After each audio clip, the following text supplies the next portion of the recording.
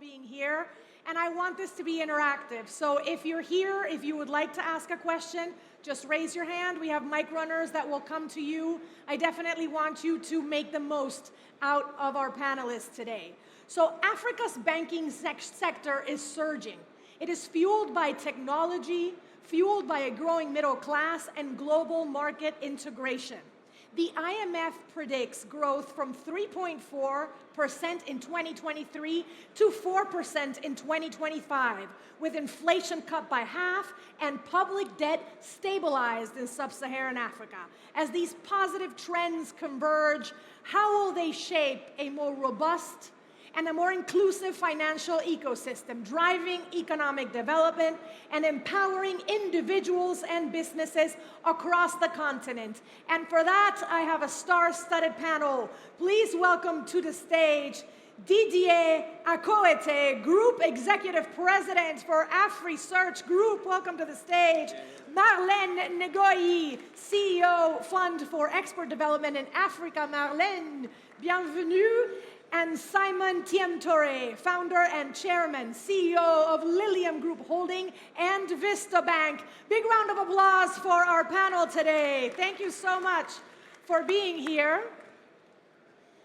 Now, I am going to start with you, Didier. You're seated to my left, but please feel free to jump in. This is meant to be a conversation.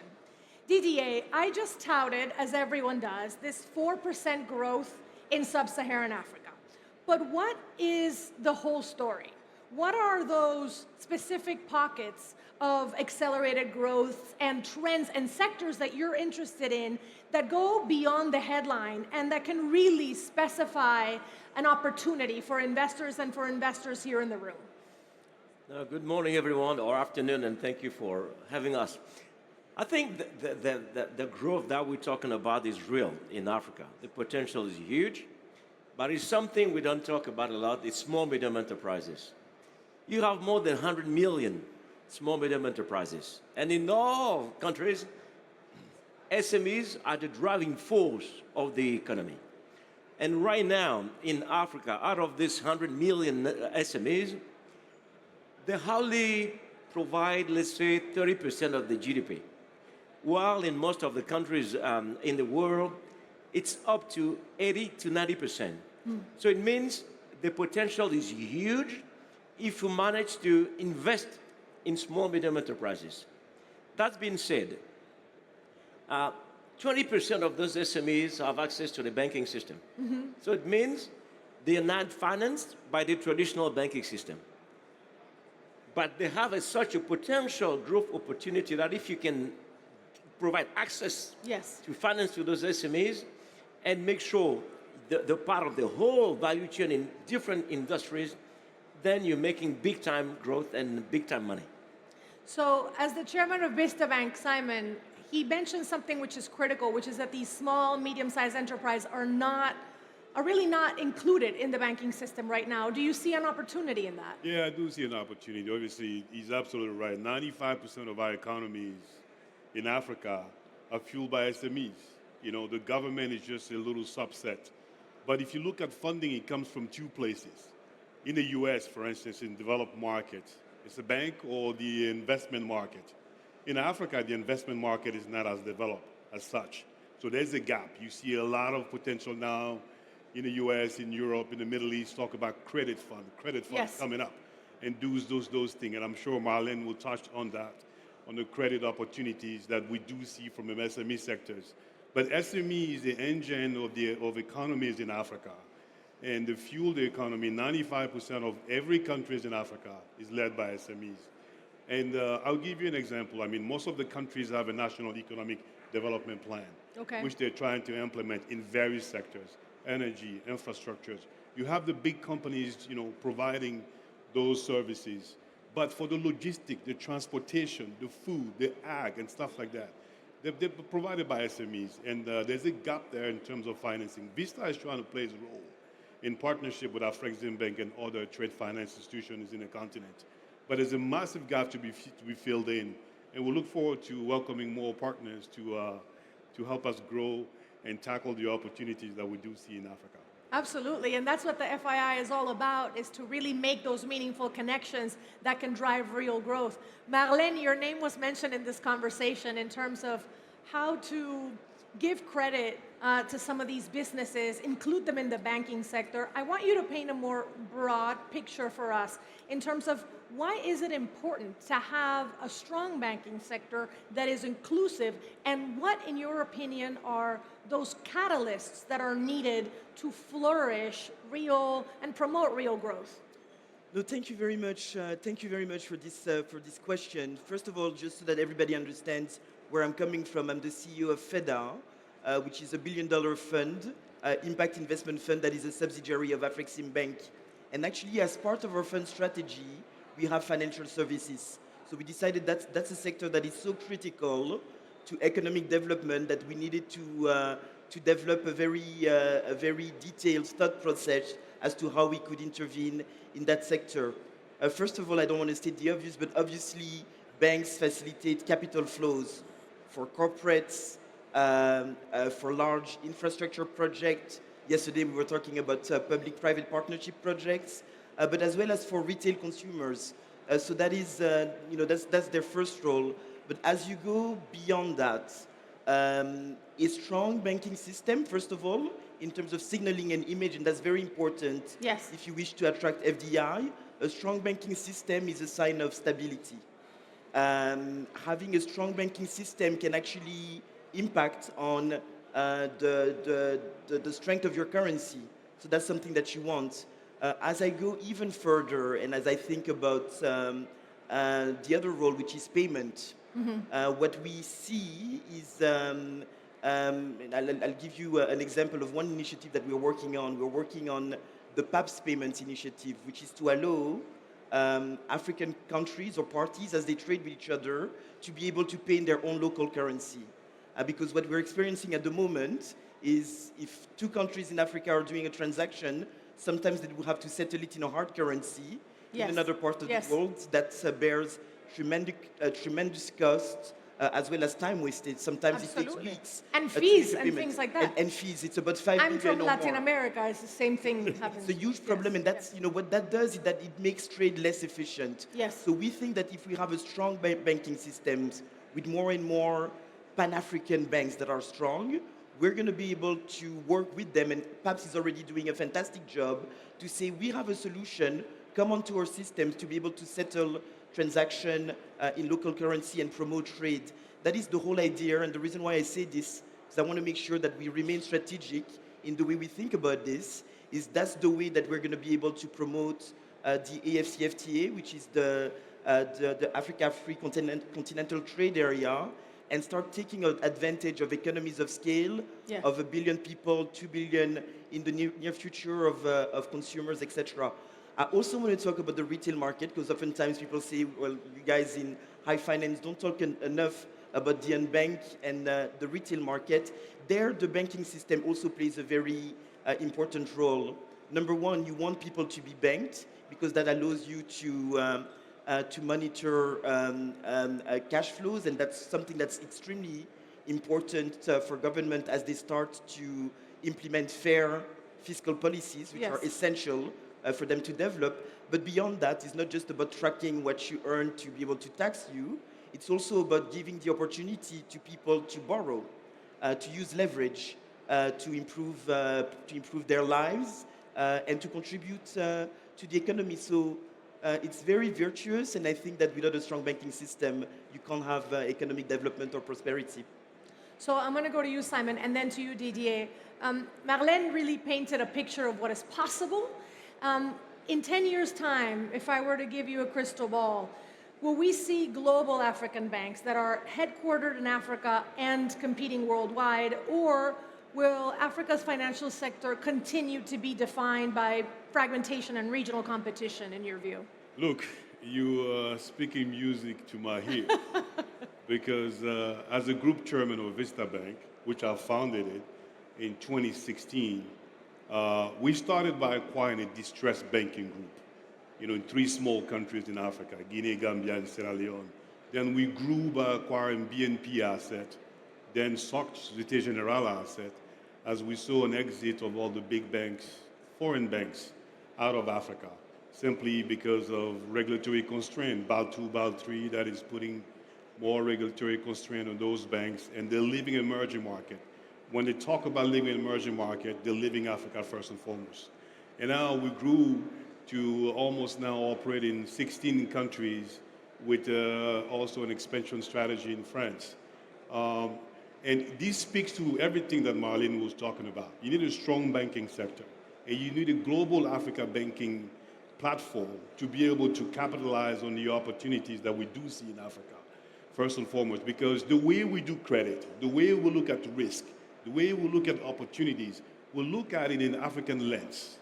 You know, we don't have any risk factor in our countries of operation because of the sheer potential that we do see in the continent. As I mentioned earlier, every single African country has a national economic development plan. And continent-wide, you also see the Africa Free Trade Area shaping up. So who's going to fund all these opportunities? Who's going to fund the economies of scale that we try to create? Who's going to fund the SMEs? Who's going to fund the corporates that's going to tap into the opportunities created by the National Economic Development Plan? You need African banks. And that's why Vista Bank is growing, is expanding to be in 25 countries by 2026. And we're out there with other African banks, partnering with other African banks to share risk. AfricSearch Bank is one of our strategic partners that has helped us try to fuel our growth. We're working with other development finance institutions to tackle the opportunities that we see in Africa. In an African way, through our African lens, doing risk in the African ways, the same way the Middle East and the Saudis Bank are doing here in Saudis, we're doing the same way in Africa. And we'll continue to grow our continent that way. That's extremely important what you said, because the context is important.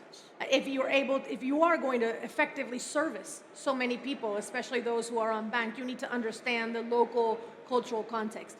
Didier, I want to push back a little bit. You know, South African banks do face some of the toughest conditions, but is there value in distress, would you say? Could strategic M&A in this struggling market be an entry point for savvy investors in the room? No, definitely. I think as Simon just mentioned it, we need banks that has the size to tackle the challenges of the continent. Coming back to SMEs, for instance, the financing gap is $300 billion only for the SMEs. And the traditional banks cannot tackle those markets. So if you want to tackle the African growth that we've been facing right now, this growing middle class, those new industries coming up, you need banks that have the size. Right now, if you take the whole balance sheet of the African banks' balance sheet, it's equivalent to one major bank in the Western countries. So it's ridiculous. You know, a continent with 1.5 billion people, that will grow to 2.5 by 2050. With a growing population, young population that needs jobs, that need various industries, you need to fill this gap with financing. And on top of that, of course, we need banks with the right size. And Simone is on some of the deals that I know here. And no, this is the right move. Yeah. I'm sitting on three banks, board of three banks. And I've seen the moves those last 10 years. We've been growing from 1 to 3 to 5 to 10 and acquiring other small banks. This is the way to go. And then add on top of that this is where we need to redefine the roles of the development banks, including the African development banks.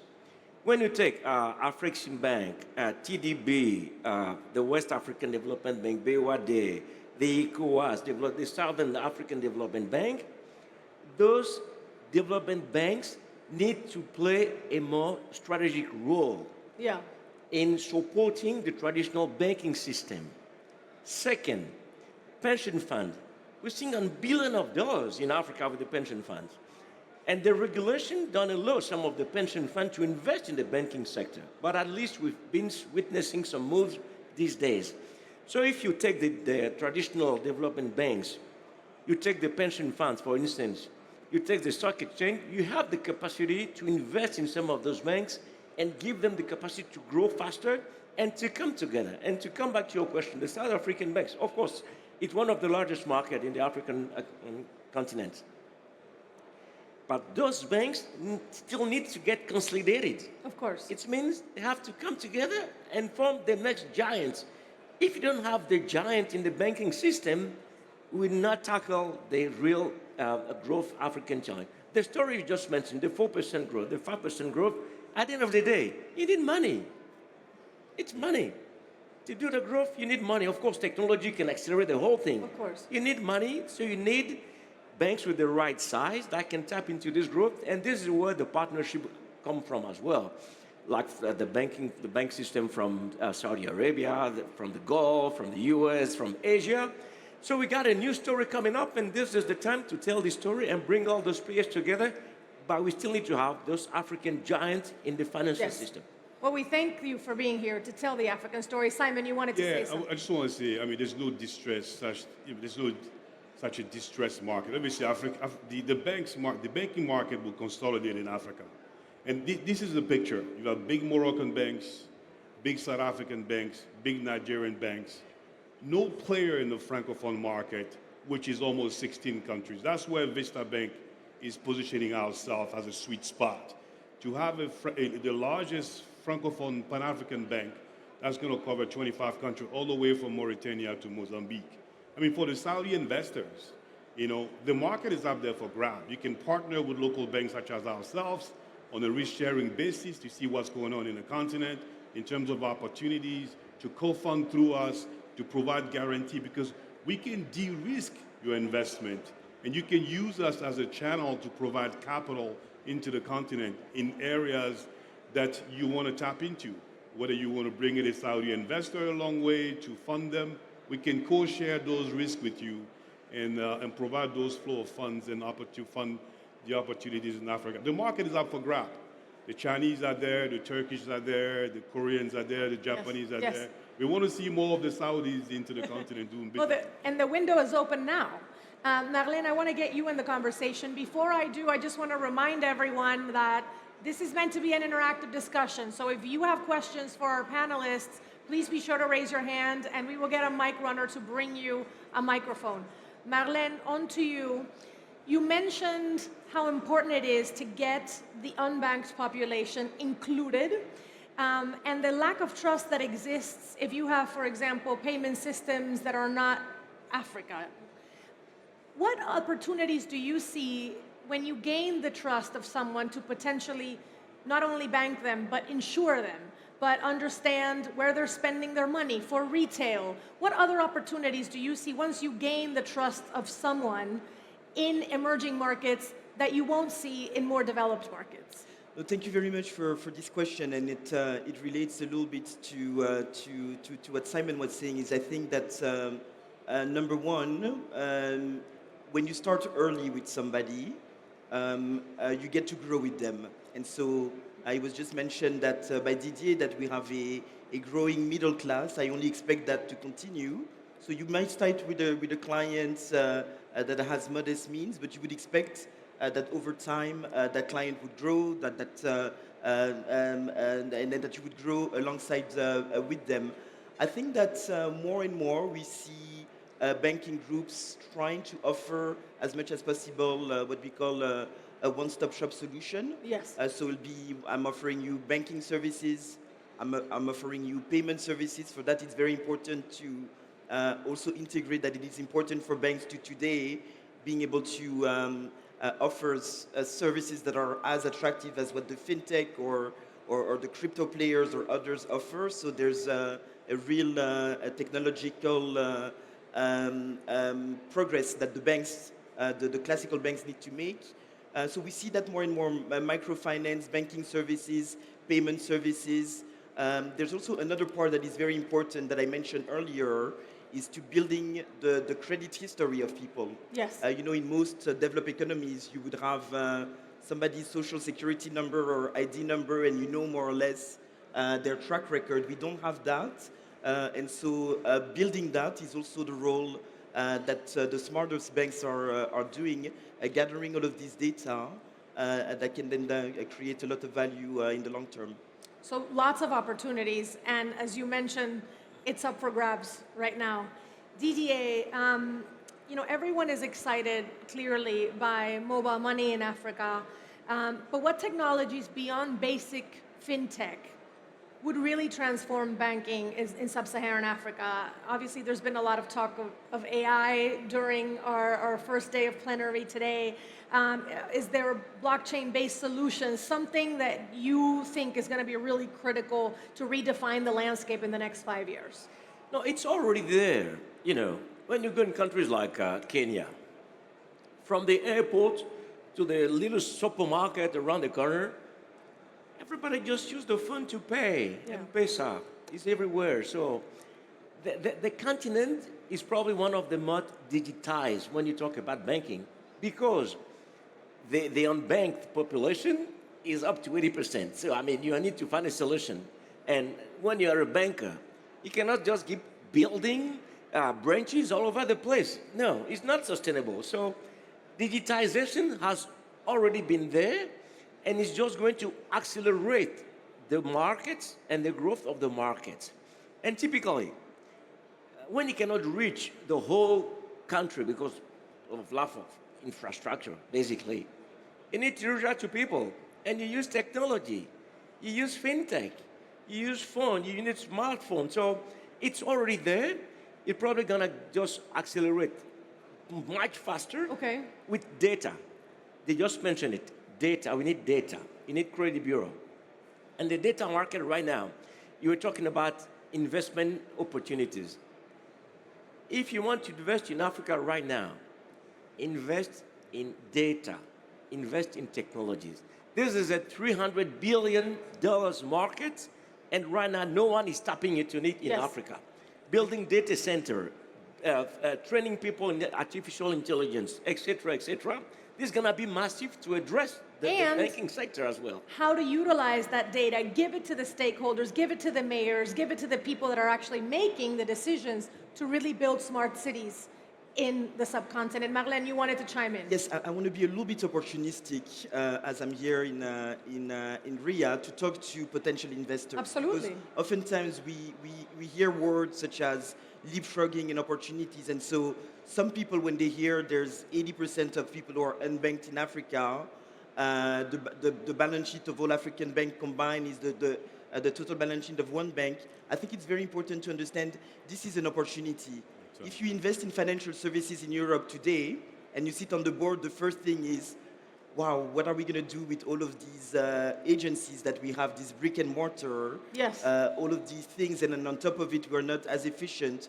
The beautiful thing, I always say when you are behind, is that it's a blank page. Absolutely. So in Africa, we have the opportunity to say, I don't have to build agency and have this real estate and all of that. I can actually use what's available today, the technology, the best. And so what is very interesting is that oftentimes you will find that even among the more modest people, they've been using mobile money for a very long time. They're using digital for a very long time. They're using their phone as a tool of work for a very long time. So to me, for the investors in the room, that is the opportunity. You get to reinvent the page, and that should show in your financial performance, which should be better than other things that are incumbents and that we're trying to fix. Here you get to start with the best technology, the best practice available. And you have, as you mentioned, a very young, tech-savvy population that is quick to learn and quick to adapt these new technologies because they need them. Simon, I want to go on to you. As growth in emerging economies often relies on debt, is sub-Saharan Africa headed for another sovereign debt crisis, would you think? What new approaches to financing beyond traditional banking or even Western aid are emerging that offer sustainable models for development? It's so funny when people say that, Western African countries that are going to the debt capital market, there will be a train wreck. As a banker, as an investment banker, as a guy who took sovereign banks, sovereign countries, and other banks to the debt capital market in my former life at Morgan Stanley or at Franklin Bank, I can tell you this. These countries have fiscal policies and monetary policies to ensure that they are on the right track. What is dinging Africa is the risk perspective that people have in terms of rating that is making the cost of borrowing more expensive. But there are tools out there. And those tools, as Didier mentioned, could come sometime from the development finance agencies. You have two development agencies that have a AAA rating, the World Bank and the African Development Bank. I believe they can provide some sort of credit enhancement for those African countries that are borrowing, going to the DCM market to de-risk their investment, their borrowing in the capital market, because the borrowing is being done to fuel and fund the National Economic Development Plan and long-term capital infrastructure development. So they need adequate financing, and that could be done through vehicles that the World Bank currently now is looking into to provide credit enhancement to African countries to raise money in the debt capital market in a more sustainable way, long-term financing for critical infrastructure projects. Thank you for that. I believe we have a question from the audience. If you could state your name and where you're from, we'd love to get to know a little bit more about you as well. Is our mic on? Let's see. And for everybody else, if you have questions for our amazing panelists, we have another question right here, so I'll go to you after. Take advantage of the fact that you have a wealth of knowledge here in the room. We need another mic for this gentleman over here to my left. Thank you for your patience. And we only have 8 minutes left, so make sure to get your questions in. Hello? Yeah. Yes. So my name's Andrew Jackson. I'm a non-exec director of a number of companies here and in Africa. I live in East Africa. I was a former partner with KPMG for 30 years. So my question, I kind of agreed with everything you've said, but my question is around risk and return. So Africa, you've got population growth, you're going to have GDP per capita going through the roof, middle class growing. Barclays have left. Yeah. And, the banks will consolidate, and there are opportunities there. But the question is it worth the risk? And that is not just the risk and against a return. That's a risk if you are a board member sitting in New York, looking at the regulator, and the regulator is across the table and says, so are you comfortable? There's no fraud anywhere. So in that context, I'm a huge supporter, that's why I live there, I love it, and huge opportunities, but I'd be grateful if you could perhaps frame your response in that context. No, absolutely. I think the risk is worth the reward. I can tell you this because we grew by acquiring BNP Paribas assets, number one, when they were exiting. Then we acquired Société Générale assets. We saw the exit. They're all living. HSBC, Barclays, SocGen, BNP, Standard Chartered. There's a massive exit. It creates an opportunity for Pan-African banks like Vista Bank to take over the well-established operation of those banks. You keep their risk profile, the risk policy and everything that comes along with it, the best practice, to keep fueling your growth. So absolutely, the risk is worth, the reward is worth the risk is worth the reward. I can tell you that if we stayed without 3 banks when we started Vista, we acquired 3 distressed banks. If we had stuck on only with that, we couldn't fuel our growth. We started with a $250 million balance sheet to grow to a $4 billion, and then hopefully by year-end to $12 billion bank covering 16 countries. And that was thanks to the acquiring BNP asset and SocGen asset. So absolutely, I think it creates a massive opportunity for those of us. And you can sit in front of the regulators because we're funded, Lilium, Vista is owned by a U.S. investment bank, Lilium Capital. So we can still attract flow of funds overseas to capitalize into the opportunities that we do see now. Yeah, another thing that I wanted to add, if you don't mind, as you talk about the regulatory risk, I think that you might be talking about money laundering, financing of terrorism, these sort of things. And I think one thing that's important to understand is African banks take that very seriously. As I mentioned today, a lot of them have correspondent banks in Europe. A lot of them have correspondent bank in the US. They don't have that many, Oftentimes the options are quite limited because you don't have that many US banks that are willing to be correspondent banks in Africa because of the risk. I think that today, it's probably public knowledge, Citi probably clears a large portion of US dollar transactions in Africa. And so they take that very seriously, both at the government level, where they're working with the OFAC authorities, etc., to make sure that the legal framework is strong to enforce this. Banks take that very seriously because today, if they lose this relationship, they're finished because we can't really transact with our own local currency. And then we're starting to see, I had the experience of that, a certification on these specific things. So I think that it's important to acknowledge that that's something that's known and that is probably taken more seriously in Africa because it would be devastating if the relationship than elsewhere. It's even more important, more precious of a relationship. We have another question here from the audience, and then we'll go to you, sir. We have 3 minutes left if somebody else wants to get a question in. Go ahead. I'll be quick. Hello, my name is Ajaman Clay from the U.S. I know some friends and investors in NBA Africa. I know there's a big initiative to grow the game, Basketball Africa League. Could you explain from your perspective, from an investor's perspective, is there a long-term vision or will it fizzle out? Just would like to know your thoughts. No, it won't fizzle out. I mean, obviously, we love sports in Africa. I happened to be one of the guys that brought NBA Africa alongside with Masao Ujiri in 2015, presenting with the deputy MD of the NBA, Adam Silver, in South Africa during the African Development Investment Forum. Obviously, our Bank came along the way to become one of the main sponsors of NBA Africa. Sports is what fuels Africa. A youth, for instance, and we also build basketball court with Maasai, NGO called Giant of Africa in Burkina Faso and Guinea. And we built the place, and then kids come to play. Yeah. Barefoot.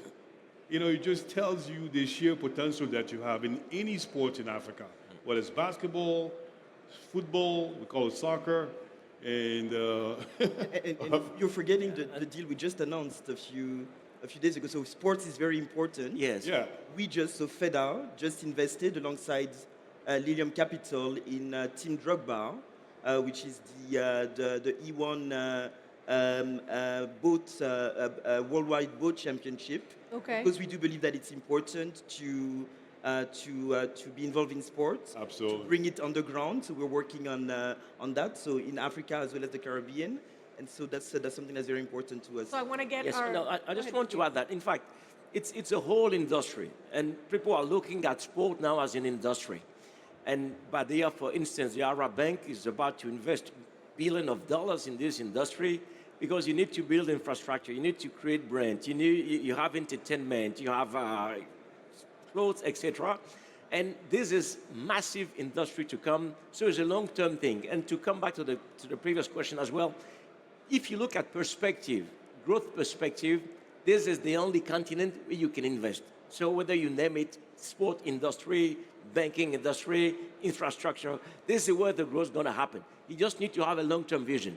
But when you see the New York and you're like, the banking sector in Africa, it's 2% of my balance sheet. I don't have time for that. I hear them. But if you say, okay, for the next 10 years, I'm looking for growth, then you can stay in Africa and invest much more because the return are high as well. That's a really critical point, which is it's a long-term game, but it's worth it in the end. It is worth it. Yeah. Your question, we're now looking with NBA and some other players to build the infrastructure, making infrastructure that Didier mentioned as an investment.